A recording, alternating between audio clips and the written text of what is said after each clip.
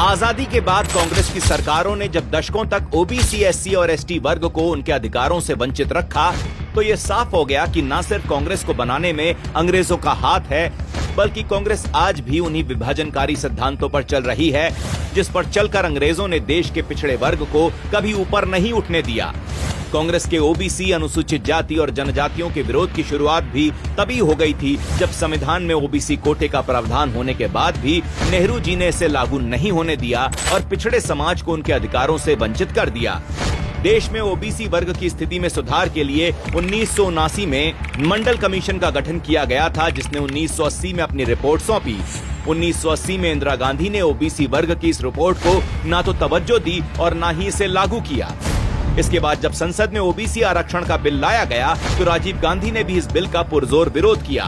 पिछड़े और SC ST वर्ग के प्रति कांग्रेस के भेदभाव का ही नतीजा था कि आजादी के इतने सालों बाद भी ना तो उनके पास रहने को पक्के घर थे, ना पीने का साफ पानी था, ना तो समाज के वंचित लोग महंगा इलाज करा सकते थे और ना ही उनके बच्चों को आगे बढ़ने के अवसर मिलते थे।